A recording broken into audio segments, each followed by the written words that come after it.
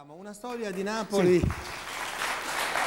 Con Cent'anni abbiamo una storia di Napoli praticamente vista da due Niente, visioni. un giorno voglio contare questa aneddota per è cortile perché so che abbiamo poco tempo a disposizione. No, ce l'abbiamo. Però ti dirò Paolo, lui è un grande come musicista e scrive pure, assieme a un altro ragazzo che è in campo, si chiama D'Agostino. Sì. Quindi Insieme a lui, Gigi. Gigi.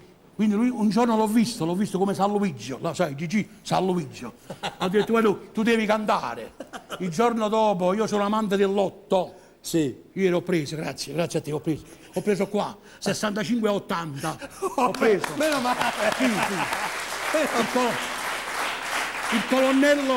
Il colonnello che piangeva, ti ricordi? Sì, esatto. 80 la guerra e 65 il pianto, è uscito a Firenze. Grazie colonnello. Grazie. Bene.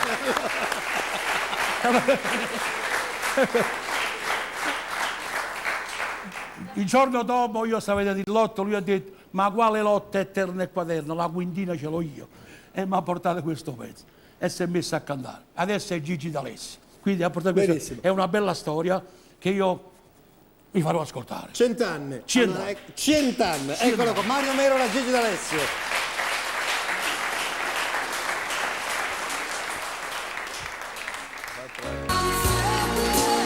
E va là, mo può partire, voglio. Ma raccomando, se vai all'estero, non ti scordare la cartolina, niente dell'angoppo cuore, io non mi portaio e poi non dormiendo male, non ti scordare, Gigi, la cartolina, niente dell'angoppo cuore, notte e giorno, non ti scordare, ma può partire, va, 100 anni, 100 anni, 100 anni. Mario Merola, Gigi D'Alessio, è bellissima, posso dirti, a me piacciono amati. Grazie. Voglio dire, se si riuscisse a fare... È un suo pensiero, eh? beh sì, certo, è molto bello. Proprio con Paolo Martini diceva, pensa a un festival di Napoli con queste canzoni, mai voglia, sarebbe un trionfo. Grazie mille Mario Merola. Io penso che al Festival di Napoli, penso che Gigino sarà il primo. È veramente una delle voci È un più belle, bel sì. artista. Tanti ragazzi bravissimi, ma Gigino ha qualche cosa in più. Perdonatemi.